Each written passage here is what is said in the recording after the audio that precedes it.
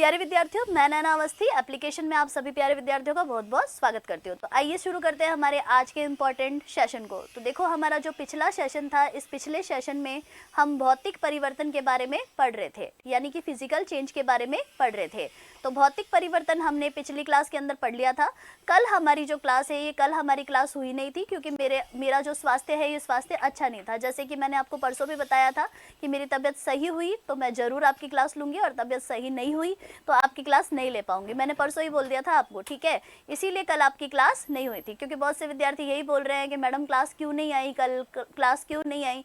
इसीलिए नहीं आई क्योंकि मेरी तबीयत सही नहीं थी, ठीक है। अभी भी मुझे जुकाम बुखार है, टैबलेट मैंने खा रखा है, देखते हैं, लेते हैं, चलो चलते हैं, चलो आगे बढ़ते हैं। नेक्स्ट आ जाओ। तो वेलकम इन एप्लीकेशन, ठीक है। लोकेश गुज्जर, भाई ममता, जय श्री राम, स्वागत है आप सभी विद्यार्थियों का एप्लीकेशन वाली क्लास में। देखो, तो हेडिंग डालते हैं और लिखना शुरू करते हैं। सबसे पहले हम चलेंगे, लिखना स्टार्ट करेंगे एक परिवर्तन के बारे में जिसे हम रासायनिक परिवर्तन कहते हैं। तो लिखेगा यहाँ पर रासायनिक परिवर्तन, ठीक है। चलो देखिए मैडम, YouTube पर तो आपकी आवाज़ बहुत सही रहती है, तो मैडम कहेगी YouTube की क्लास मेरी सुबह होती है, और सुबह होती है तो सुबह वाली क्लासों में तो मेरा ठीक मामला रहता है। जैसे जैसे शाम होती है वैसे वैसे बोल बोल के गला भी थोड़ा सा खराब अभी चल रहा है, इसीलिए दिक्कत हो रही है, वरना कोई दिक्कत नहीं है। चलो चलते हैं आगे। नेक्स्ट,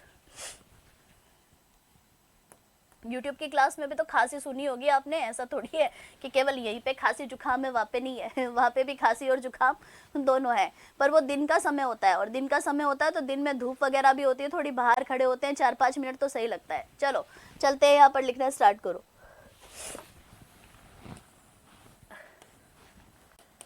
लिखिए रासायनिक परिवर्तन, इसीलिए क्लास नहीं हुई थी, अब रोजाना ही लेंगे आप।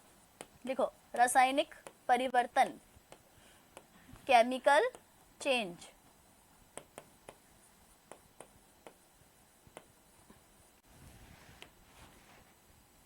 देखिए मैम, रासायनिक परिवर्तन का मतलब क्या है। तो सबसे पहले तो रासायनिक परिवर्तन के अंदर हम 2-3 चीजें लिखेंगे, और ये 2-3 चीजें कौन कौन सी होगी तो मैं लगातार आपको लिखाना शुरू करती हूँ, ठीक है। तो आ जाओ, लिखते हैं हम यहाँ पर रासायनिक परिवर्तन।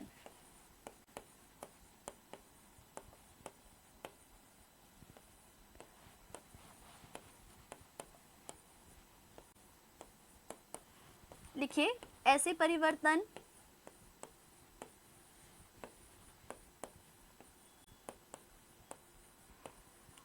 जिनमें पदार्थ के रासायनिक, भौतिक गुण एवं रासायनिक गुण दोनों ही बदल जाएं, ठीक है। तो पहला पॉइंट तो आपको ये लिखना है कि ऐसे परिवर्तन जिसमें पदार्थ के भौतिक गुण यानी फिजिकल प्रॉपर्टीज और रासायनिक गुण यानी केमिकल प्रॉपर्टीज दोनों ही चेंज हो जाए, बदल जाए, उसे हम रासायनिक परिवर्तन यानी कि केमिकल चेंज के नाम से जानते हैं। तो लिख दो कि रासायनिक परिवर्तन का मतलब है एक ऐसा परिवर्तन जिसमें भौतिक और रासायनिक दोनों ही प्रकार के गुण बदलते हो, उसे हम रासायनिक परिवर्तन के नाम से जानते हैं। चलो आगे बढ़ते हैं और दूसरे पॉइंट पर लिखते हैं। तो पहले एक बार ये वाला पॉइंट लिखो, फिर दूसरे पॉइंट पर चलते हैं।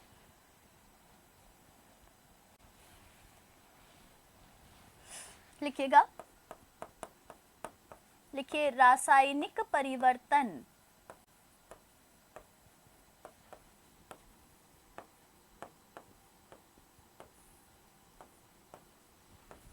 अनुत्क्रमणीय प्रकृति के होते हैं।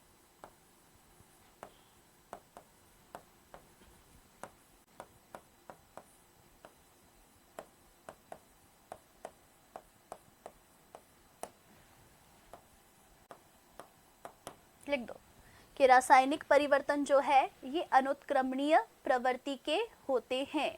चलो लिख दो।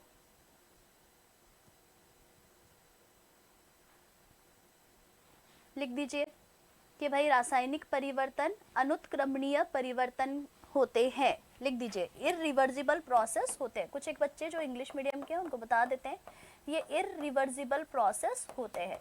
और अगेन मैडम यही कहेगी कि जैसे ही मैं उदाहरण दूंगी तब आपको समझ में आएगा कि इररिवर्सिबल या अनुत्क्रमणीय प्रवृत्ति का मतलब क्या होता है। ठीक है, चलो आगे बढ़ते हैं और लिखना स्टार्ट करते हैं। तो पहले यहाँ तक लिखिए एक बार।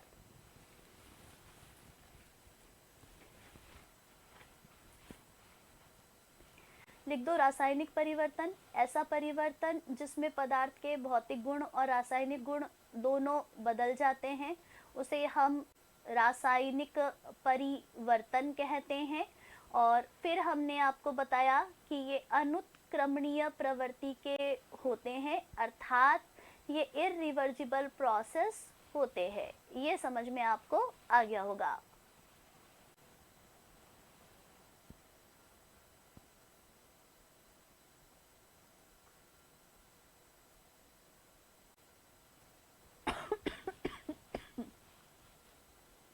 चलिए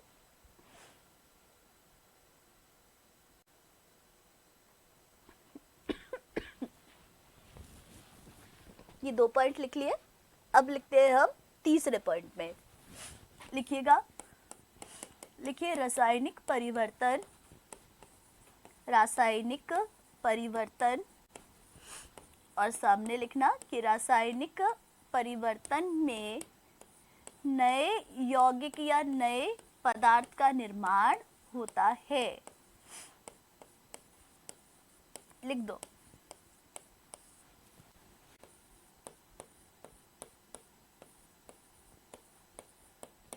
ठीक है, तो सबसे पहले तो लिख दो कि जो रासायनिक परिवर्तन होता है, इस रासायनिक परिवर्तन में नए पदार्थ का निर्माण होता है। लिख लो कि नए पदार्थ का निर्माण इस रासायनिक परिवर्तन में होता है। चलो अब चलते हैं हम एग्जाम्पल पर। तो जब हम एग्जाम्पल पढ़ेंगे, तो एग्जाम्पल जब हम पढ़ लेंगे तब हमें कहीं जाकर के सारी चीज़ें समझ में आ जाएगी। तो आइएगा और यहाँ पर उस पर चर्चा करना हम शुरू करते हैं। तो एग्जाम्पल लिखिएगा, जैसे जैसे जैसे कि लिखिएगा एक नंबर पर सबसे मोस्ट इम्पॉर्टेंट, और नाम लिखना मोमबत्ती का जलना। लिखो मोमबत्ती का जलना। ठीक है, तो हमसे पूछे कि मैम ये बताओ मोमबत्ती का जलना कैसा परिवर्तन है, तो हम कहेंगे मोमबत्ती का जलना रासायनिक परिवर्तन होता है। ठीक है, लिख दो कि मोमबत्ती का जो जलना है ये रासायनिक परिवर्तन होता है। ठीक है, चलो एक एग्जाम्पल और लिखाती हूँ, फिर पहले मैं आपको अनुत्क्रमणीय बताऊंगी, फिर बाकी के एग्जाम्पल और बता दूंगी। जैसे कि कुछ बच्चे यहाँ पर धैर्य खो रहे हैं, बोल रहे हैं कि मैडम एक बात बताओ, आपने हमें एग्जाम्पल क्यों नहीं बताया। तो मैं उन बच्चों से यही कहूँगी कि जितना समय आप ये जो मैसेज लिखने में कर रहे हो ना, उतना समय जो मैं लिखा रही हूँ उसको लिखने में लगाओ। मैं सारी चीज़ें वैसे भी आपको एडवांस में ही पढ़ाती हूँ, आपको मालूम होगा आज इतने दिनों से आपकी क्लास हम ले रहे हैं, और कोशिश यही रहती है कि ज़्यादातर चीज़ों को हम यहाँ पर कंप्लीट कर ले। अब जैसे कि एक आध विद्यार्थी है, भागीरथ नाम है उसका, भागीरथ सुथार, मैम कान की सबसे छोटी हड्डी बताओ, कान की छोटी हड्डी बताओ, कान की छोटी हड्डी बताओ। तो भागीरथ मैं आपसे यही कहूँगी कि फ़िलहाल हम पढ़ रहे हैं कौन सा चैप्टर, भौतिक और रासायनिक परिवर्तन। और भौतिक और रासायनिक परिवर्तन जब हम पढ़ रहे हैं तो सीधी सी बात है, पहले हम इसके ऊपर चर्चा करेंगे। जब मैं आपको बायोलॉजी पढ़ाऊंगी तो उस समय में सब कुछ बताते चलूँगी। ठीक है, बायोलॉजी अभी तो मैंने पढ़ाया ही नहीं, क्योंकि क्या होता है कि जब भी हम बायोलॉजी से शुरू करते हैं तो बच्चे कहते हैं कि पहले मैडम केमिस्ट्री कराओ, फिजिक्स कराओ, केमिस्ट्री कराओ, फिजिक्स कराओ, यही बच्चों का चलता रहता है। जब तक कोर्स कराते हैं ना तब तक यही कहते हैं मैडम ये तो मुझे आता है, ये तो मुझे आता है, ये तो मुझे आता है। तो मैं उन बच्चों से हमेशा यही कहती हूँ कि भाई अगर आपको सब कुछ ही आता है तो फिर हम कहे ही क्या, कुछ कहने लायक ही नहीं बचे। ठीक है, तो भाई साहब जब आपको पढ़ाया जाएगा बायोलॉजी, उस समय में आपको कान की क्या सारी हड्डियां बताएंगे शरीर की, चिंता मत करो आप, ठीक है, सब कुछ पढ़ा देंगे। फिलहाल पहले भौतिक रासायनिक परिवर्तन के ऊपर कंसंट्रेट करो। पशु परिचर में कौन कौन से प्रश्न आपसे पूछे गए थे मैं आपको साथ साथ में बताती जाऊंगी।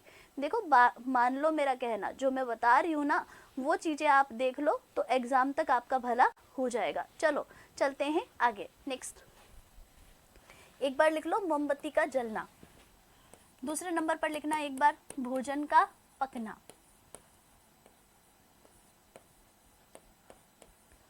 भोजन का पकना। अच्छा मैम पहले आप हमें अनुत्क्रमणीय प्रोसेस बताओ, फिर बाकी के एग्जाम्पल बताना, ठीक है। तो देखो जैसे मान लो मैंने एक नॉर्मल सा एग्जाम्पल उठाया, भोजन का पकना, ठीक है, भोजन का पकना। अब मैम मान लीजिए हम कोई सब्जी बना रहे हैं, है ना, जैसे कि हमने एक सब्जी बनानी है भिंडी की सब्जी। तो पहले जो भिंडी थी ये भिंडी कैसी थी, तो ये भिंडी थी कच्ची भिंडी, ठीक है। अब मैम इस कच्ची भिंडी में हमने मसाले वसाले डाले, इसकी सब्जी बनाई और सब्जी बनाने के बाद में इसको पका दिया, और पका दिया तो इससे हमें कौन प्राप्त हो गई, इससे हमें प्राप्त हो गई पकी हुई भिंडी, ठीक है, पकी हुई भिंडी। अब हमसे कोई पूछे कि मैम एक बात तो बताओ कि ये रासायनिक परिवर्तन कैसे है, ये अनुत्क्रमणीय परिवर्तन कैसे है, तो कोई भी ऐसी प्रक्रिया जिसके कंप्लीट होने पर, कोई भी ऐसी क्रिया जिसके कंप्लीट होने पर हमें एक उत्पाद प्राप्त होता है, इसी अभिक्रिया को या इसी क्रिया को जब हम उल्टी दिशा में लेके जाते हैं, तो अगर हमें वही पदार्थ जहाँ से हमने शुरू किया था वही चीज़ प्राप्त हो जाए तो हम उसे उत्क्रमणीय परिवर्तन कहते। जैसे कि बर्फ जब पिघली थी तो पानी बना था, पानी को वापस जमाया तो बर्फ हमें प्राप्त हो गया था, तो वो उत्क्रमणीय अभिक्रिया थी, उत्क्रमणीय क्रिया थी। लेकिन यहाँ क्या हो रहा है बच्चा, तो यहाँ पर देखो कच्ची भिंडी को जब पकाते हो आप, खाना बनाते हो, तो उस समय में ये भिंडी पक गई है। अब कोई सोचे कि इस पकी हुई भिंडी से क्या कच्चा भिंडी प्राप्त हो सकता है, तो जिंदगी लग जाएगी लेकिन वापस कच्चा भिंडी प्राप्त नहीं होगा। इसका मतलब मैं कह सकती हूँ कि ये अनुत्क्रमणीय परिवर्तन होगा। चलो इसको छोड़ो, इससे आपको अगर सही तरीके से नहीं समझ में आया तो एक चीज मैं और बताती हूँ। जैसे मान लीजिए दूध है, ठीक है, इस दूध को बेटा हमने जमाया और जमाया तो हमें दही प्राप्त हुआ।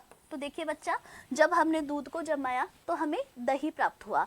अब कोई सोचे कि इस अभिक्रिया को उल्टी दिशा में ले जाओ, तो ले गए भाई, तो भाई दही से वापस दूध प्राप्त हो सकता है क्या, तो जिंदगी खत्म हो जाएगी, फिर से दही से हमें दूध प्राप्त नहीं हो सकता। इसका मतलब ये भी प्रोसेस कैसा हो गया, अनुत्क्रमणीय प्रोसेस हो गया। इसका मतलब ये रासायनिक परिवर्तन है। अब तो मुझे लग रहा है कि आपको ये समझ में आया होगा। सुनो एक बार, ढंग से सुनना, वापस दोबारा सुनना, एक बार और बता रही हूँ। देखो कि जो दूध है, इस दूध को जब आपने जमाया तो इससे आपको दही प्राप्त हुआ। अब इस अभिक्रिया को अगर हम उल्टी दिशा में ले जाते हैं तो कभी भी दही से दूध नहीं बनाया जा सकता। इसका मतलब ये रासायनिक परिवर्तन का एग्जाम्पल होगा। मेरे हिसाब से ये चीज आपको अच्छे से समझ में आ गई होगी। चलो तो चलते हैं वापस कि ये अनुत्क्रमणीय कैसे समझो दिया। अब एक बार पहले मैं मोमबत्ती के जलने को वापस दोबारा समझाऊंगी, बाकी के एग्जाम्पल बाद में बताऊंगी। तो लाओ मैडम एक मोमबत्ती, तो ये ले आए हम मोमबत्ती, ये मोमबत्ती है। मैम मोमबत्ती में खाली मोम थोड़ी होता है, धागा भी होता है, और धागा होता है तो भाई ये जलता भी है, ठीक है, ये जलता भी है। तो जब हम मोमबत्ती को जलाते हैं तो होता क्या है, तो मैम एक तो मोम पिघलता है, मोम क्या करेगा, पिघलेगा। तो पहला तो क्या हुआ, तो पहला तो मोम पिघलेगा, और मोम जब पिघलता है तो इससे हमें पिघला हुआ मोम प्राप्त होता है ना। जब मोम पिघलेगा तो इससे हमें पिघला हुआ मोम प्राप्त होता है। तो मैडम इस पिघले हुए मोम को अगर हम जमा दें तो जमा हुआ मोम हमें प्राप्त हो सकता है। इसका मतलब ये कैसा परिवर्तन है, तो ये तो बेटा भौतिक परिवर्तन है, लिख दो सॉरी, भौतिक परिवर्तन है, ठीक है, लिख दिया आपने कि मोम पिघला, तो पिघला हुआ मोम आपको प्राप्त हुआ, इस पिघले हुए मोम को वापस जमाओगे तो जमा हुआ मोम प्राप्त हो जाएगा। इसका मतलब ये तो भौतिक परिवर्तन है। लेकिन अगर हमसे कहे कि मैम मोमबत्ती जब जलती है तो खाली मोम थोड़ी पिघलता है, साथ साथ में कौन जलता है, धागा भी जलेगा। तो भाई धागा जब जलेगा तो धागा जलेगा तो मैम इससे हमें राख प्राप्त होता है। कौन प्राप्त हो गया भाई? राख प्राप्त होता है। ये लो, राख प्राप्त हो गया। और हमसे कोई कहे कि मैम इस राख से क्या वापस धागा बन सकता है क्या, तो जिंदगी खत्म हो जाएगी, लेकिन राख से वापस धागा हम कभी नहीं बना पाएंगे। इसका मतलब मैं कह सकती हूँ कि भाई जो राख है, इस राख से धागा बन नहीं सकता। ये रासायनिक परिवर्तन का एग्जाम्पल हो जाएगा। तो ये कौन सा परिवर्तन हो गया? तो ये आपका रासायनिक परिवर्तन हो जाएगा। समझ में आ रहा होगा? ठीक, क्योंकि राख से वापस धागा कभी नहीं बन सकता, इसका मतलब ये रासायनिक परिवर्तन है। अब लगाओ दिमाग, परिभाषा में क्या लिखा था? आपने लिखा था परिभाषा के अंदर ऐसा परिवर्तन जिसमें भौतिक और रासायनिक गुण दोनों बदल जाए, उसे हम रासायनिक परिवर्तन कहते हैं। तो मेरे हिसाब से ये आपको अच्छे से समझ में आ गया होगा कि कैसे मोमबत्ती का जलना रासायनिक परिवर्तन का उदाहरण होता है। ठीक है, तो इसका मतलब अगर आपसे पूछे कि मोमबत्ती का जलना कौन सा परिवर्तन होगा, तो मोमबत्ती का जलना रासायनिक परिवर्तन होगा, क्योंकि भले ही इसमें मोम पिघलता हो, ये भौतिक परिवर्तन है, लेकिन जब धागा जलेगा तो राख प्राप्त होगी। इस राख से दोबारा धागा नहीं बन सकता, ये अनुत्क्रमणीय परिवर्तन है, यानी कि ये रासायनिक परिवर्तन है। तो इसका मतलब मैं कह सकती हूँ कि ये रासायनिक परिवर्तन का उदाहरण हो जाएगा। आई होप आपको ये चीज बहुत अच्छे तरीके से समझ में आ गई होगी। अब मैं क्या करूंगी, दो आपको क्वेश्चंस कराऊंगी जो लिख के बताने वाली हो। पहले यहाँ तक आप नोट कर लीजिए, ठीक है? तो पहले यहाँ तक सारी चीजें नोट करिएगा।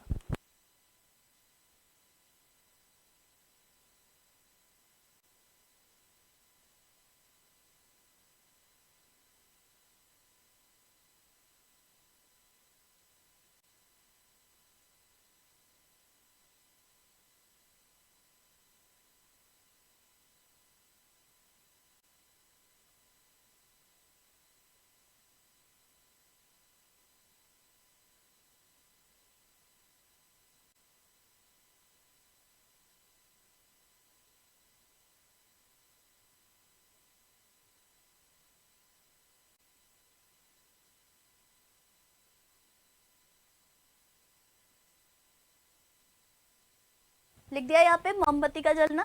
आगे बढ़ो, नेक्स्ट चलो। अब यहाँ पे दो सवाल लिखो जो पेपर में आपसे पूछे जाते हैं। देखो, सिर्फ इसी सवाल के लिए बोल रही हूँ, बाकी सारे सवालों के लिए नहीं बोलूंगी मैं, ठीक है? लिखो मोमबत्ती का जलना कैसा परिवर्तन है। पहला प्रश्न तो ये। दोबारा लिखिएगा, लिखो मोमबत्ती का जलना कैसा परिवर्तन है।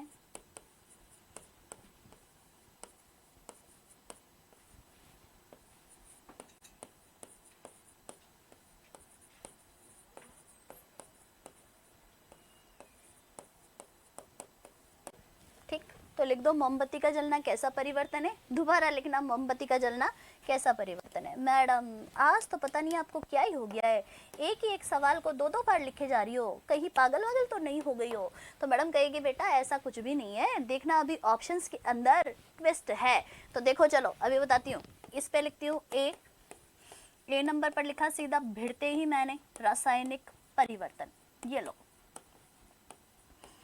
दूसरा लिखो भौतिक परिवर्तन। तीसरा लिखो दोनों।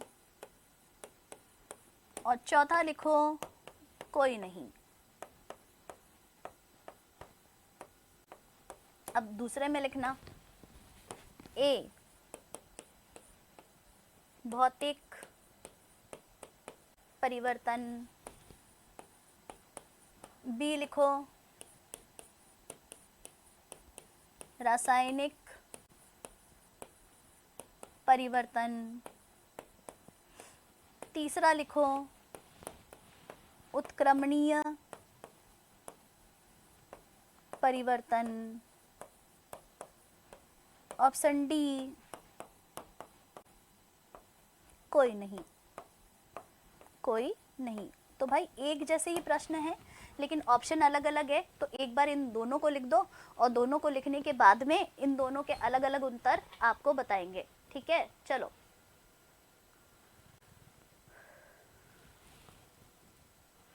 मैडम मेरे पेन की चाय खत्म हो गई। तो चाय कैसे खत्म होती है? स्याही तो मैंने भी सुना है भाई। ये तेजस्वी कौन है भाई इतना खतरनाक कि मैडम मेरे पेन की चाय खत्म हो गई। ठीक है, तो चाय खत्म हो गई तो दूध लाओ, नई चाय बनाओ। और क्या बोलूं मैं?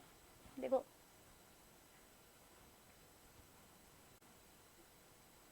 हाँ मुझ तक पहुंच रहा है बजरंग, बिल्कुल पहुंच रहा है, सबके पहुंच रहे हैं। धन्यवाद दिव्या, थैंक यू।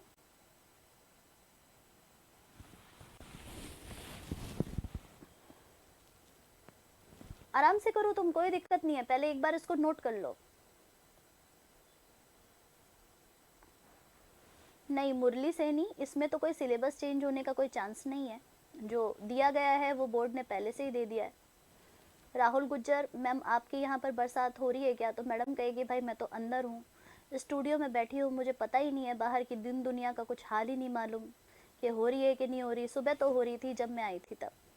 ठीक है, सुबह मेरी कक्षा होती है सुबह 7:30 बजे, पहली क्लास ऑफलाइन में होती है विद्यार्थियों के सामने। उस समय में बरसात हो रही थी। अच्छा मैम मैं नया हूँ, मैंने अभी ज्वाइन किया है। तो कोई दिक्कत नहीं है, लाइब्रेरी से जाके पुरानी क्लासेस ज़रूर देखना। हाँ बिल्कुल खुशबू कुमारी, मैडम आपकी यूट्यूब पे क्लास लगती है क्या? बिल्कुल लगती है, मेरी क्लास 12 बजे लगती है, देखना उत्कर्ष राजस्थान चैनल पर लगती है, देखिएगा।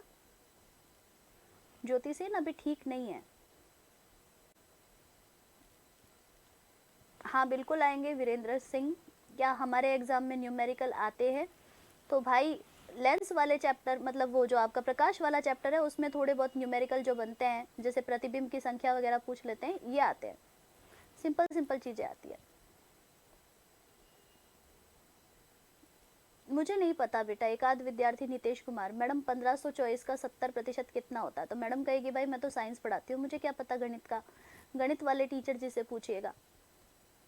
लिख दिया, चलो बहुत अच्छे। देखिए सबसे पहले ध्यान रखना कि जो पहला प्रश्न है, इस पहले प्रश्न का उत्तर हो जाएगा दोनों। मैम ऐसा क्यों? तो बोर्ड की मर्जी है ना। देखो मैं चाहे ये करूँ, मैं चाहे वो करूँ, मेरी मर्जी। तो होता क्या है, एक बार ये पेपर में क्वेश्चन छपता है कि ये बताओ मोमबत्ती का जलना कैसा परिवर्तन होता है। तो भाई वहाँ पर ऑप्शन लिखा हुआ था रासायनिक परिवर्तन, भौतिक परिवर्तन और दोनों। अब जैसे कि पूरी जनता को पता है, पूरी दुनिया को पता है कि मोमबत्ती का जलना रासायनिक परिवर्तन है, तो बच्चों ने बेचारों ने ए टिक कर दिया। अब यूट्यूब पे जो पढ़ा रहे थे उन्होंने भी ए बता दिया। ठीक है, लेकिन बोर्ड ने कहा कि मैं तो इसका उत्तर क्या मानूंगा, दोनों मानूंगा। तो अब बोर्ड के पास में जब लोग गए तो उन्होंने कहा कि भाई जो मोम है, इस मोम का पिघलना भौतिक परिवर्तन है, और जो धागा है, इस धागे का जलना रासायनिक परिवर्तन है। और क्योंकि यहाँ पर दोनों हो रहे हैं तो ऐसे में इसका उत्तर मैं दोनों मानूंगा। तो भाई अब क्या कह सकते हैं, जब बोर्ड ने कह दिया तो कह दिया। तो मैं फिर से कह सकती हूँ कि मैं चाहे ये करूँ, मैं चाहे वो करूँ, मेरी मर्जी। किसकी मर्जी? मेरी नहीं, बोर्ड की मर्जी। ठीक है, तो जब भी आपको ऐसा प्रश्न दिखे कि मोमबत्ती का जलना कैसा परिवर्तन है, ऑप्शन में दोनों हो, तो रट लेना, दिमाग में बिठा लेना, इसका सही उत्तर क्या जाएगा? दोनों जाएगा। लेकिन अभी भी ट्विस्ट है, जब भी वो कभी दोनों नहीं दे तो ऐसे में हमें उत्तर क्या डालना है? तो ऐसे में उत्तर हमें यहाँ रासायनिक परिवर्तन डालना है। अच्छा मैडम ये बताओ, भौतिक तो हो नहीं सकता, उत्क्रमणीय परिवर्तन क्यों नहीं होगा? तो उत्क्रमणीय परिवर्तन इसलिए नहीं होगा क्योंकि उत्क्रमणीय परिवर्तन भौतिक परिवर्तन का ही दूसरा नाम होता है, और मोमबत्ती का जलना हमेशा रासायनिक परिवर्तन में काउंट होता है। तो मेरे हिसाब से ये चीज़ आपको बहुत अच्छे तरीके से समझ में आ गई होगी। तो पहला उदाहरण तो आप लिख लिए हो। अब चलते हैं और हम बात करेंगे बाकी के उदाहरणों की। हाँ बिल्कुल, अभिमन्यु राजपूत, जैसा क्वेश्चन होगा वैसा ही आंसर देना पड़ेगा। ठीक है, चलो चलते हैं आगे। नेक्स्ट, दोनों नहीं आया तो यहाँ पे लगा दोगे ना रासायनिक परिवर्तन, और क्या लगाओगे योगेश गुज्जर? चलो चलते हैं आगे, इसको रट लेना बस, इसका थोड़ा सा ध्यान रखना, बाकी तो किसी में लोड नहीं है आपको। अब बाकी के उदाहरण लिखना शुरू करो। दूसरे नंबर पर लिखिएगा, लिखिए दूध का फटना, लिखिएगा दूध का फटना। देखो मैडम, दूध जब फटता है तो फटने से मैम पनीर प्राप्त होता है, और कोई कहे कि इस फटे हुए दूध से, इस पनीर से, इस फटे हुए पानी से क्या वापस दोबारा दूध बन सकता है? तो नहीं बन सकता। इसका मतलब ये रासायनिक परिवर्तन का एग्जाम्पल हो जाएगा। ठीक है, तो लिख दो यहाँ पर दूध का फटना आपके कौन सा परिवर्तन है? तो रासायनिक परिवर्तन होता है। तीसरे नंबर पर चलो, लिखिए दूध से दही बनना। ठीक है, लिख दो दूध से दही बनना। तो मैम जब दूध को जमाते हैं, दूध में खटाई डालते हैं, है ना, तो मैम दूध जम जाता है, दही बन जाता है, और दही से फटे हुए मतलब सॉरी दही से वापस दूध प्राप्त नहीं हो सकता। इसका मतलब ये रासायनिक परिवर्तन का एग्जाम्पल होगा। और वैसे भी देखो, मैंने आपको एक परिभाषा में बताया कि इसमें हमेशा कुछ नया ही बनेगा। तो नया क्या बना? तो दूध को जमाया तो दही प्राप्त हो गया, और दही प्राप्त हो गया तो इससे दूध नहीं बन सकता। इसका मतलब मेरे हिसाब से समझ में आ गया होगा आपको। ठीक है, चलो चलते हैं आगे। अब कुछ एक विद्यार्थी लगातार एक ही बात बोलते हैं, मैडम आप हमारे कमेंट क्यों नहीं पढ़ती हो? तो मैडम कहेगी बेटा यहाँ पे बहुत सारे विद्यार्थी है, सबके कमेंट्स ऐसे भागते रहते हैं, यूँ भागते रहते हैं। जिसका मुझे दिख जाता है उसका मैं पढ़ लेती हूँ, जिसका नहीं दिखता उसका मैं कैसे पढ़ पाऊंगी? ठीक है, तो समझ में आ रहा होगा। चलो चलते हैं आगे। नेक्स्ट चौथे नंबर पर चलो, लिखो, लिखिए सब्जियों का पकना। सब्जियों का पकना। मान लीजिए मैम किसी का खेत है, इस खेत के अंदर किसी ने टमाटर की बुवाई की, और टमाटर की बुवाई की तो पहले टमाटर होता है हरा, और जब ये हरा होता है और ये पक जाता है तो ये लाल टमाटर बन जाता है। तो अब कोई कहे कि इस पके हुए टमाटर से क्या हरा टमाटर प्राप्त हो सकता है? तो जिंदगी में प्राप्त नहीं होगा। अर्थात मैं कहूँगी कि सब्जियों का पकना एक रासायनिक परिवर्तन होता है। चलो लिख दो, रासायनिक परिवर्तन होता है। चलो आगे बढ़ते हैं। नेक्स्ट 5वें नंबर पर लिखिए, लिखिए फलों का पकना।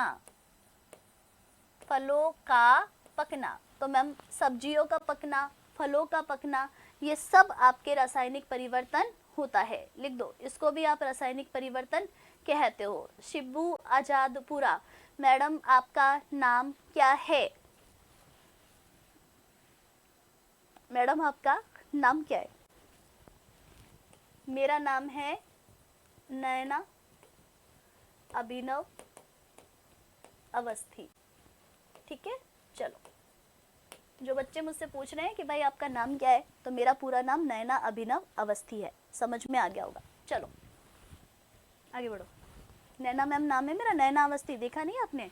चलो चलते हैं आगे, बढ़ो। 6 नंबर पर लिखो,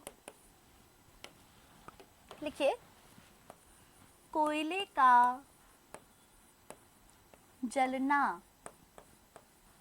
लिखो कोयले का जलना। देखो मैडम, जब कोयले को हम जलाते हैं, है ना, तो कोयले को जब हम जलाएंगे तो होगा क्या? तो मैम कोयले के जलने से कार्बन डाइऑक्साइड एक तो गैस निकलती है, और दूसरा हमें राख प्राप्त होती है। इस राख से क्या वापस दोबारा कोयला बन पाएगा? नहीं बन पाएगा। इसका मतलब ये भी रासायनिक परिवर्तन होता है। तो इसका मतलब मैं कह सकती हूँ कि जो जलना शब्द है, ये जलना शब्द संबंधित ही होता है रासायनिक परिवर्तन से। जैसे कि मैं कह सकती हूँ कोयले का जलना, लकड़ी का जलना, मैग्नीशियम के फीते का जलना। चलो लिख दो। एक आध विद्यार्थी, मैम नाम का बड़ा होना जरूरी नहीं है, मनुष्य का बड़ा होना जरूरी है। तो मैं दोबारा कहूँगी, मेरा तो छोटा सा नाम है, मेरा नाम है नैना। तो मेरा तो नाम बहुत छोटा है भाई, बालक मैं आपसे अब क्या ही बोलूँ, कुछ भी नहीं कह सकती। ठीक है, चलो लिख दो कि भाई कोयले का जलना आपके रासायनिक परिवर्तन होता है। आगे बढ़ो, 7वें नंबर पर लिखो, लिखिए लकड़ी का जलना, लकड़ी का जलना। नेक्स्ट, मैग्नीशियम के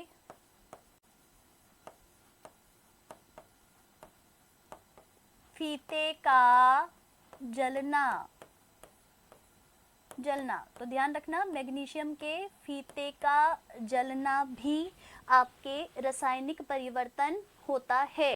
चलो लिख दो कि इसे आप रासायनिक परिवर्तन कहते हो। चलो लिख दिया आपने, कोयले का जलना, लकड़ी का जलना, मैग्नीशियम के फीते का जलना। आगे बढ़ते हैं, चलो तो ये 8 तक लिखो पहले, फिर बाकी के एग्जाम्पल लिखाती हूँ।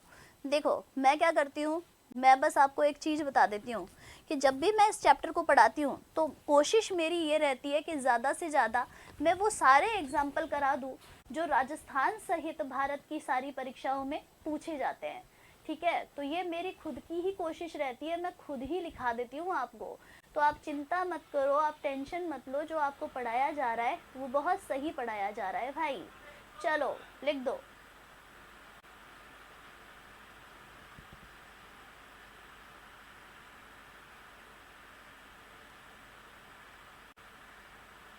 लिख दिया मैग्नीशियम के फीते का जलना।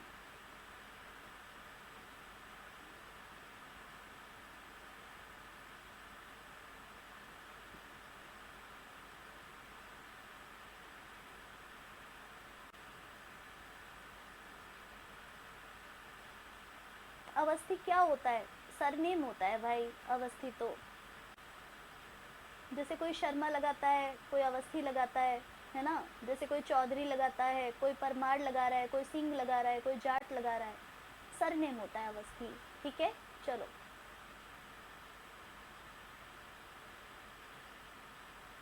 अच्छा मनीष गुर्जर मैम, मैं ये नहीं पूछ रहा था मैं ये पूछ रहा था मनुष्य का बढ़ना कौन सा परिवर्तन है?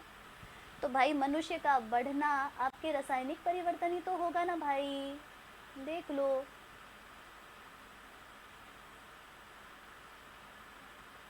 बल्ब का जलना कौन सा परिवर्तन है? तो बल्ब का जलना भौतिक परिवर्तन होता है, क्योंकि बल्ब जब आप जलाते हो उसके बाद में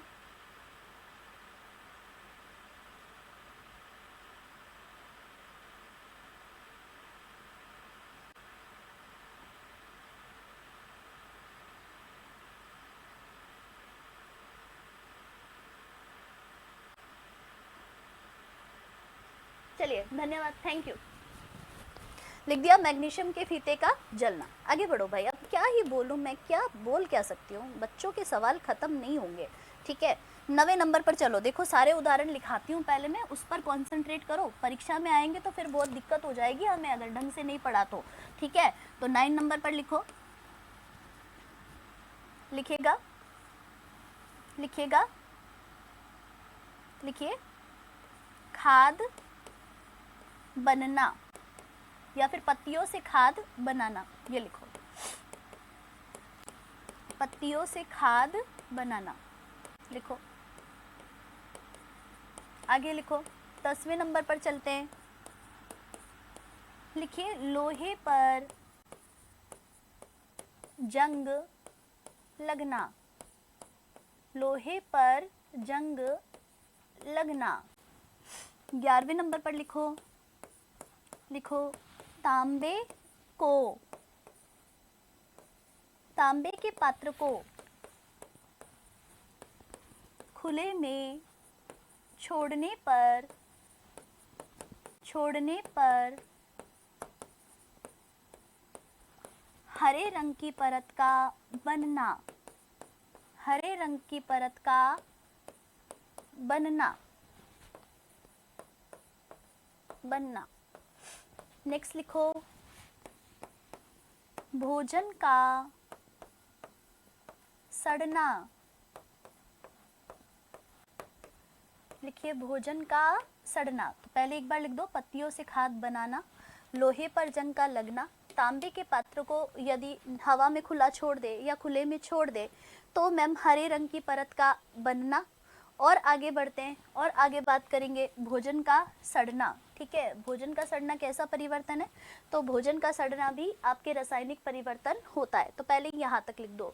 अब देखो मैं आपको कुछ चीज़ बता देती हूँ, जैसे कि मैं कह सकती हूँ किण्वन, फर्मेंटेशन। मैम क्या होता है किण्वन या फर्मेंटेशन? तो मैम फर्मेंटेशन का मतलब है कि जो सूक्ष्म जीव होते हैं, ये सूक्ष्म जीव जो होंगे ये किसी चीज को सड़ा देते हैं। जैसे कि दूध जो होता है, इस दूध का जब प्राकृतिक रूप से किण्वन होता है तो दही प्राप्त होता है, और दही के अंदर क्या होता है? तो दही के अंदर जीवाणु होता है। ठीक है, तो सूक्ष्म जीवों की सहायता से किसी भी पदार्थ को जब सड़ा दिया जाता है तो उसे हम किण्वन के नाम से जानते हैं। तो ध्यान रख लीजिएगा कि किण्वन का मतलब ही है सड़ना। ठीक है, किण्वन का मतलब क्या होता है? चीज का सड़ना। अच्छा मैम, किण्वन हमेशा खतरनाक नहीं होता, हमेशा खराब नहीं होता। कुछ अच्छे किण्वन भी होते हैं, जैसे कि दूध से जब दही बनता है तो ये प्राकृतिक किण्वन का एग्जाम्पल, मतलब ये एक अच्छे किण्वन का एग्जाम्पल होता है। ठीक है, दूसरे नंबर पर जैसे मैं कह सकती हूँ कि जो दाल है, जो आपके चावल है, इसका जो घोल है, इसको जब आप बाहर छोड़ देते हो खुले में तो ये फूल जाता है। इससे हम इडली बनाते हैं, इससे हम सांभर बनाते हैं। तो मैम ये भी किण्वन का एग्जाम्पल ही होता है, लेकिन ये किण्वन भी खराब किण्वन नहीं है। इस फर्मेंटेड फूड का इस्तेमाल हम हमारी हेल्थ के लिए करते हैं। तो मेरे हिसाब से ये चीज़ आपको समझ में आ रही होगी कि किण्वन हमेशा ही खराब नहीं होता। दूध से दही का बनना भी किण्वन है, इडली का घोल बनाना भी किण्वन है, अचार जो बनता है ये भी किण्वन है, लेकिन ये सब अच्छे किण्वन हैं क्योंकि इसका इस्तेमाल हम हमारे रोजाना के खान पान में करते हैं। तो समझ में आ रहा होगा। ठीक है, लिख दो कि किण्वन इसमें आता है। 14वें नंबर पर लिखिएगा दहन। लिखो दहन।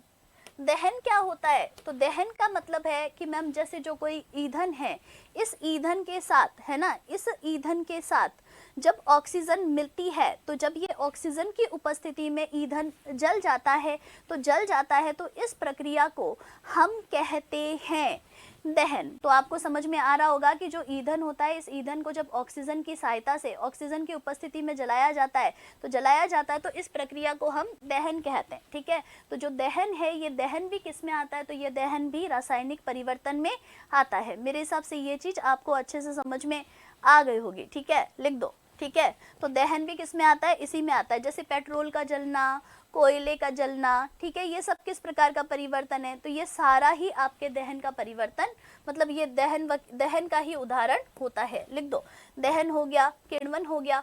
15वें नंबर पर लिखो प्रकाश संश्लेषण। लिखिए प्रकाश संश्लेषण।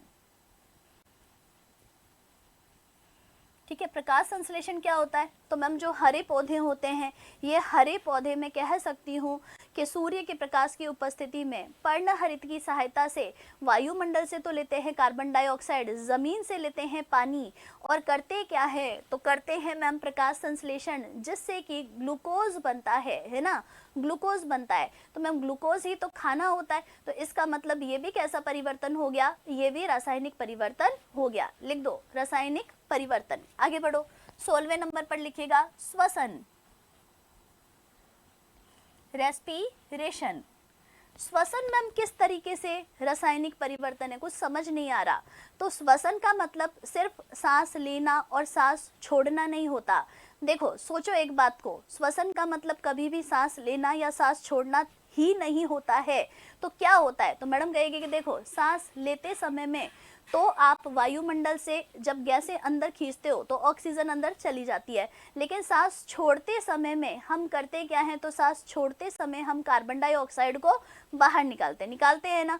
तो मैडम अब बात आई कि कार्बन डाइऑक्साइड को हमने शरीर से बाहर निकाला कैसे? ठीक है, तो पहले क्या करेंगे? पहले ऑक्सीजन हम जब लेंगे तो शरीर के अंदर कहीं पर कार्बन डाइऑक्साइड को बनाना पड़ेगा, और बनाएंगे तभी तो कार्बन डाइऑक्साइड को हम बाहर निकाल पाएंगे। तो आपको समझ में आ रहा होगा कि जो श्वसन है, ये श्वसन रासायनिक परिवर्तन का एग्जाम्पल होता है, क्योंकि इसमें भी जो ग्लूकोज है, ये ग्लूकोज जब माइटोकॉन्ड्रिया में जाता है, ऑक्सीजन की सहायता से टूटता है, तब कार्बन डाइऑक्साइड बाहर निकलती है। यही कार्बन डाइऑक्साइड जब वायु कुपिका तक आएगी तभी इसको शरीर से बाहर फेंका जाएगा। तो मेरे हिसाब से आपको समझ में आ रहा होगा भाई साहब कि जो श्वसन है, ये श्वसन भी आपके रासायनिक परिवर्तन का एग्जाम्पल होता है। अगेन बढ़ो, चलो 17वें नंबर पर लिखिए। लिख लिया श्वसन, प्रकाश संश्लेषण। अब लिखेगा पाचन। मैम एक बार जब खाना पच जाता है, खाना जब टूट गया, एंजाइम की सहायता से पच गया, तो अब इस पचे हुए भोजन से कभी भी कच्चा भोजन प्राप्त नहीं हो सकता। इसका मतलब पाचन भी आपके किस में आता है, इसी में आता है। आगे लिखो, देखो नेक्स्ट और बताती हूँ मैं आपको कुछ एक एग्जाम्पल। तो पहले नंबर पर मोमबत्ती का जलना, दूसरे नंबर पर दूध का फटना, दूध से दही बनना, सब्जियों का पकना, फलों का पकना, कोयले का जलना, लकड़ी का जलना, मैग्नीशियम के फीते का जलना सॉरी, पत्तियों से खाद बनाना, लोहे पर जंग लगना, तांबे के पात्र को हवा में खुला छोड़ने पर हरे रंग की परत का बनना, भोजन का सड़ जाना, किण्वन, दहन, प्रकाश संश्लेषण, श्वसन, पाचन। और भी लिख सकते हो आप। और क्या लिखोगे? 18वें नंबर पर लिखिएगा, जो पशु परिचर में आया था वो बता रही हूँ। लिखिए एलपीजी गैस का जलना, है ना, एलपीजी गैस का जलना। देखो पशु परिचर में एक बहुत कमाल का सवाल आया था, वो अभी मैं आपको बताने वाली हूँ। तो एक बार लिख दो एलपीजी गैस का जलना। ये भी किस में आता है? ये भी इसी में आता है। तो मोटा मोटा मेरे हिसाब से ये सारी चीजें आपको समझ में आ गई होगी। चलो चलते हैं आगे। अच्छा 19वें नंबर पर लिखिएगा। लिखिए सेब को काटने पर, सेब को काटने पर उसका भूरा पड़ जाना, उसका भूरा हो जाना। देखो मैम, सेब को जब काटते हैं तो काटने पर जो सेब है, ये सेब भूरे रंग की हो जाती है। अब कोई कहे कि इस भूरे रंग के सेब से क्या कच्चा सेब प्राप्त हो सकता है? नहीं प्राप्त हो सकता। इसका मतलब ये रासायनिक परिवर्तन का एग्जाम्पल होगा। तो ध्यान रखना, सेब को काटने पर उसका भूरा रंग हो जाना, ये भी आपके किस में आता है? ये भी आपके रासायनिक परिवर्तन में आता है। तो मोटा मोटा यहाँ तक ये चीज भी आपको समझ में आ गई होगी। 20वें नंबर पर लिखो पटाखों का जलना या पटाखों का जलाना या पटाखों को जलाना। पटाखों को जब जलाते हैं तो मैम ये भी किस में आता है? इसी में आता है। एक बच्चा कह रहा है मैम अगरबत्ती जला सकते हैं क्या? तो लिखो भाई, ये लिख लो, कोई दिक्कत नहीं है।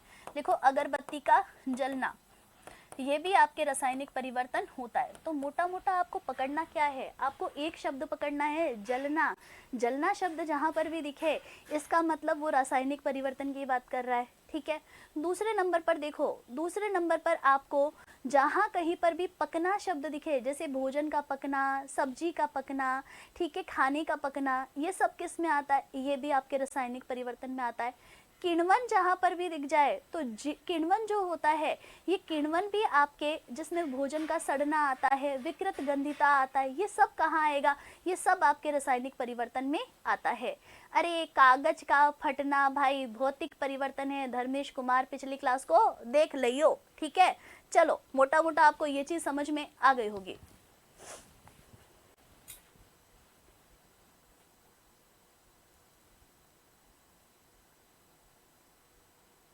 लिख लो, लिख दीजिए। ये सारे एग्जाम्पल बस आपको ध्यान रखने हैं। ठीक है, चलो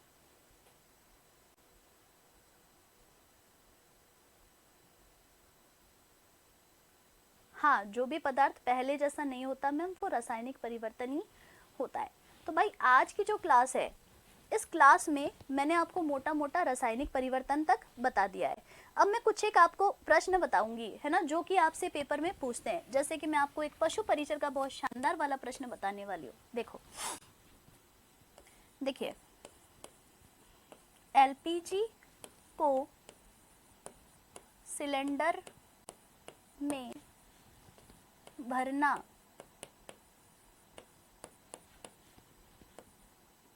डैश डैश डैश,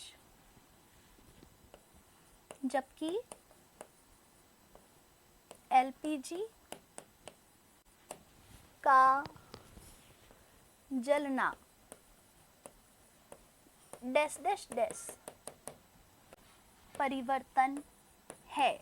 ऐसा ही कुछ प्रश्न अभी पशु परिचर की परीक्षा में पूछा गया है, ठीक है। लिख दो, एलपीजी को सिलेंडर में भरना जबकि एलपीजी का जलना डैश डैश डैश परिवर्तन है। ऑप्शन ए दिखेगा,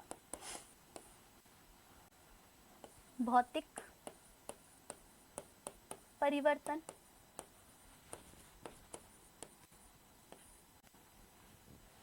ठीक है, कैसा परिवर्तन है, चलो ऑप्शन नहीं बताती मैं, ऑप्शन आपको बाद में समझाएंगे। देखो, सबसे पहले तो ध्यान रखना कि एक चीज इसने बोली कि एलपीजी को जब हम सिलेंडर में भरते हैं तो ये कैसा परिवर्तन है, जबकि एलपीजी का जो जलना है ये कैसा परिवर्तन है। तो आप सभी विद्यार्थी इस बात को भली भांति जानते होंगे, और नहीं भी जानते तो आपको ध्यान रखना है, ठीक है। कैसे मैम, एलपीजी का जो पूरा नाम है, इस एलपीजी का पूरा नाम होता है लिक्विड पेट्रोलियम गैस।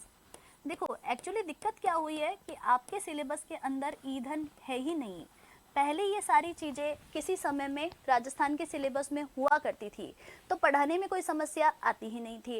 लेकिन आजकल अब समस्या क्या आ रही है, समस्या ये आ रही है कि आपका जो सिलेबस है ये पशु परिचर के जैसा कर दिया, मतलब इसमें से बहुत सारे टॉपिक हटा दिए। तो ये बहुत अच्छी बात है कि बहुत सारे टॉपिक यहाँ पर हटा दिए गए हैं ना, तो इससे आपको तो हालांकि फ़ायदा ही हुआ है, लेकिन इससे एक समझ नहीं बन रही है। समझ कैसे नहीं बन रही है, क्योंकि पहले जब ईंधन शामिल था आपके सिलेबस में तो हम लोग पढ़ाया करते थे कि जो एलपीजी है इसका पूरा नाम लिक्विड पेट्रोलियम गैस होता है। और लिक्विड पेट्रोलियम गैस में है क्या, तो एक प्राकृतिक गैस। इस प्राकृतिक गैस को जब सिलेंडर में बहुत ज़्यादा दाब के साथ में भरा जाता है तो ये द्रव अवस्था में परिवर्तित हो जाती है, जिसे हम लिक्विड पेट्रोलियम गैस के नाम से जानते हैं।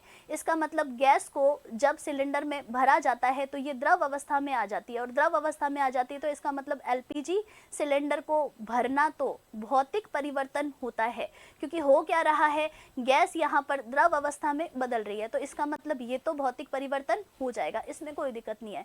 लेकिन जब हम एलपीजी गैस को जलाते हैं और जलाने के बाद में इस पर खाना वाना बनाते हैं, तो जब एलपीजी गैस जलेगी तो जलना शब्द किससे रिलेटेड है, जलना शब्द आपके मैं कह सकती हूँ कि रासायनिक परिवर्तन से रिलेटेड है। तो एलपीजी को जलाना एक रासायनिक परिवर्तन है, जबकि एलपीजी को सिलेंडर के अंदर भरना आपके भौतिक परिवर्तन का एग्जाम्पल होता है। लिख दो, चलो लिख दो कि एलपीजी जो होती है, एलपीजी का पूरा नाम लिक्विड पेट्रोलियम गैस है।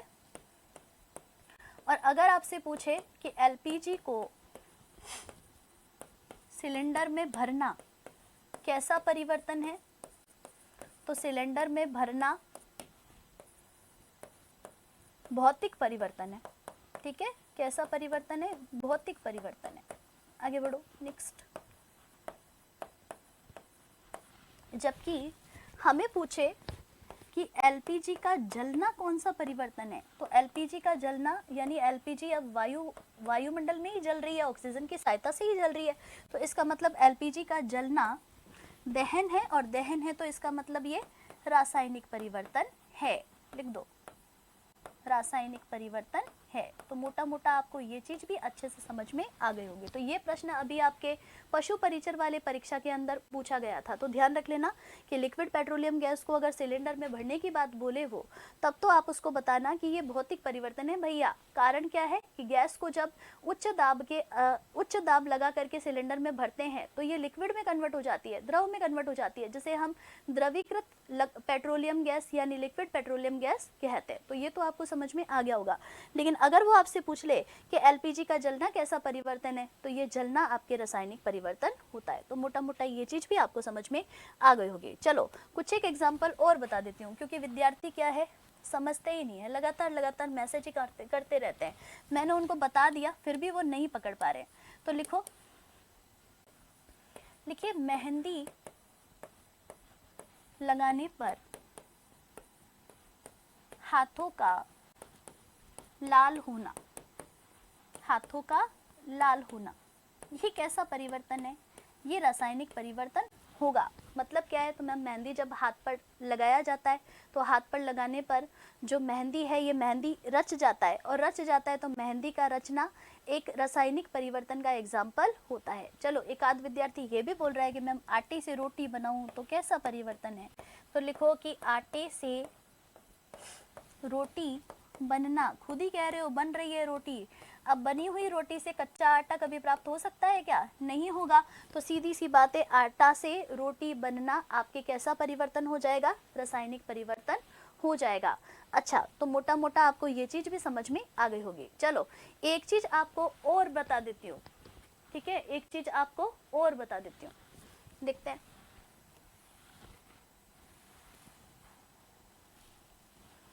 चौबीसवें नंबर पर लिखिएगा, लिखिए चूने के पानी में, चूने के पानी में कार्बन डाइऑक्साइड गैस प्रवाहित करना, प्रवाहित करना। ये भी मैम कैसा परिवर्तन है? ये भी रासायनिक परिवर्तन है। कैसे? तो भाई ये रासायनिक क्रिया हो रही है यहाँ पे, और रासायनिक क्रिया जब होगी तो रासायनिक क्रिया का मतलब ही है रासायनिक परिवर्तन, ठीक है। तो लिख दो यहाँ पर कि चूने के पानी में जब कार्बन डाइऑक्साइड गैस प्रवाहित की जाती है तो इसका मतलब ये कैसा परिवर्तन होता है? ये रासायनिक परिवर्तन होता है। एक आध विद्यार्थी मैम जंग अगर लग जाए तो मैम उससे भी तो वापस लोहा प्राप्त हो सकता है, तो मैडम कहेगी कि बेटा एक बात बताओ, जब लोहे पर जंग लग जाता है तो लोहे पर जंग लगने पर आपको Fe2O3 प्राप्त होता है, अर्थात आयरन ऑक्साइड प्राप्त होता है। तो क्या अब आप इस आयरन ऑक्साइड को प्राप्त करने के बाद में लेबोरेटरी में जाओगे, लेबोरेटरी में जाने के बाद में दोबारा इससे लोहा प्राप्त करने की कोशिश करोगे क्या? नहीं कर पाओगे। मनोज सहारन, इस बात का ध्यान रखना कि लोहा जो होता है, इस लोहे पर जंग लगना आपके रासायनिक परिवर्तन की कैटेगरी में ही आता है। मोटा मोटा आपको समझ में आ गया होगा, बाकी आपकी मर्जी है जैसे आप पेपर के अंदर करो, आपको रोकने वाला कौन है, ठीक है। देखो इतना ज्ञान मत लगाया करो, सीधी सी बात है। ये मनोज सारन का प्रश्न नहीं है, हालांकि ये किसी और प्रश्न विद्यार्थी का प्रश्न था कि मैम लोहे पर जंग लगना रासायनिक परिवर्तन कैसे हुआ? तो भाई एनसीईआरटी में लिखा हुआ है इसीलिए हुआ। मेरे हिसाब से आपको ये चीज आपको समझ में आ गई होगी, ठीक है। तो समझ में आ रहा होगा आपको कि लोहे पर जंग लगना अगर पेपर में पूछे तो ध्यान रख लीजिएगा, तो किस में आएगा? ये रासायनिक परिवर्तन में आएगा। देखो मैंने जो भी एग्जाम्पल लिखाए हैं ये सारे आपसे एग्जाम में पूछे हुए हैं, और जितने भी लगा दिए हैं ज़्यादा दिमाग मत लगाओ, कॉपी के अंदर लिख डालो। जितना ज़्यादा दिमाग लगाओगे उतना ज़्यादा पेपर में पीछे रहने के चांसेस होते हैं, क्योंकि पिछली बार भी जब मैंने पढ़ाया था एप्लीकेशन में तो बहुत से विद्यार्थी ऐसे ही करते हैं। क्या करते हैं? बस प्रश्न पूछते रहते हैं, प्रश्न पूछते रहते हैं, प्रश्न पूछते रहते हैं। जो पढ़ा रहे हैं उस पर ध्यान दे लो, क्योंकि यही परीक्षा के अंदर आता है, ठीक है। देखो नैनावस्थी की साइंस, ठीक है, उस पर कभी शक नहीं करते। हाँ हो सकता है भाई, मानव है, मानव अब आपको पता है कभी कभार छोटी मोटी गलती तो किसी भी इंसान से हो सकती है। बाकी हमारी कोशिश रहती है कि हम कभी भी कोई चीज़ आपको गलत नहीं लिखाए। तो एक साल से तो मैं वैसे भी यूट्यूब पे पढ़ा रही हूँ, अगर मैं इस तरीके से गलत वलत कुछ लिखवा रही होती है तो आपको क्या लगता है कि यूट्यूब पे मैं पढ़ा पाती? नहीं पढ़ा पाती, ठीक है। मेरे हिसाब से ये चीज़ आपको समझ में आ गई होगी। चलो तो फालतू के कमेंट को भाई यही करना पड़ेगा, आप क्या कर सकते हैं हम, है ना, क्या करना पड़ेगा? नज़रअंदाज ही करना पड़ेगा, ठीक है। लिख दो, ये जितना लिखाया है बेटा उतना लिख लो सही तरीके से। देखो इसको जब याद कर लोगे ना तो पेपर में सिलेक्शन के चांसेस बढ़ जाएंगे। मोटा मोटा आपको ये चीज़ समझ में आ गई होगी। विद्यार्थी कह रहे मैडम बहुत अच्छा पढ़ाती हो, आप क्यों इन लोगों पर ध्यान दे रही हो? तो मैं ध्यान नहीं दे रही हूँ, मैं तो आपको बता रही हूँ, मैं तो आपसे ये कह रही हूँ कि कई बार क्या होता है कि हम कुछ पूछने के चक्कर में कुछ पूछ जाते हैं, है ना, जो पढ़ाया जाता है उस पर ध्यान नहीं देते और पेपर में पीछे रह जाते हैं। तो देखो जिस पेड़ पर बैठते हैं उस पेड़ की डाली को कभी नहीं काटना चाहिए। जिस शाखा पर तुम बैठे हो उसको अगर काटोगे तो तुम नीचे गिर जाओगे भाई। बाबू समझ में आ गया होगा, ठीक है। लिख दो। चलो ये मोटा मोटा यहाँ पर आपका रासायनिक परिवर्तन समझ में आ गया होगा आपको। एक आध विद्यार्थी, मैम आज तक आपने हमें कभी अपनी एजुकेशन क्वालिफिकेशन क्यों नहीं बताई, है ना, क्यों नहीं बताई? तो मैं क्या जवाब दूं भाई, क्या जवाब दूं? अच्छा नहीं लगता मुझे ठीक है बताना मेरे बारे में। सबका अलग अलग नेचर होता है इसीलिए नहीं बताते, और तो कोई कारण नहीं है। बाकी अगर आप मुझसे पूछ रहे हो भाई एकेडमिक्स रिकॉर्ड बताओ अपने, तो आपसे बस मैं इतना ही कह सकती हूँ कि भाई 2013 में मैंने एमएससी किया है, और वो भी किस में किया है? जूलॉजी में किया है। तो 2013 में मैंने एमएससी जूलॉजी में किया है, ठीक है। बीएससी तो फिर मैंने किया ही होगा ना जब एमएससी किया है तो, ठीक है। हाँ जब मैं पढ़ रही थी उस समय में 11th-12th जब हम कर रहे थे तो उस ज़माने में नीट नहीं हुआ करता था, आरपीएमटी हुआ करता था। तो उस आरपीएमटी का एग्ज़ाम मैंने दिया था, ठीक है, और उसमें कुछ खास नहीं, बस डेंटल वाला कुछ मुझे मिला था, लेकिन मैंने उसको ज्वाइन नहीं किया क्योंकि मुझे डेंटल में नहीं जाना, मुझे दांतों का डॉक्टर नहीं बनना था, इसीलिए। ठीक है, चलो 2013 के बाद में फिर मैंने लगातार कंपटीशन की तैयारी की है। जी हाँ, आरएएस के पेपर की तैयारी मैंने की है। 2021 में मैंने जो आईएएस का प्री होता है वो क्रैक किया था, क्लियर किया था। उसके बाद में मैंने कभी आईएएस का पेपर नहीं दिया, लगातार आरएएस की मेंस लिखे हैं, और साथ ही साथ अब कुछ ज़्यादा क्या बोलूँ, बस ये मान लो कि आपको पढ़ाने के लिए मैं एक परफेक्ट मटेरियल हूँ। ठीक है, तो आपको बहुत अच्छा पढ़ा रहे हैं, बस आप उसको पढ़ते जाओ, उसको पढ़ते रहो, बस उसको रिवाइज करते रहो, आपका बहुत अच्छा हो जाएगा। ठीक है, तो मेहनत करो, बस यही कहूँगी मैं। बिना मेहनत के तक तो ताज नहीं मिलते। ठीक है, और वैसे भी ये सारी चीज़ें आपके सिलेबस में नहीं लिखी हुई है। ठीक है, चलो तो आज भाई, आज आपकी जो क्लास है, इस क्लास को हम यहीं तक रखेंगे क्योंकि आपका समय भी अब लगभग हो गया है। बाकी का पढ़ेंगे हम कल, तो मिलते हैं कल। ठीक है, धन्यवाद, राधे राधे, थैंक यू, इतना लिख दीजिएगा।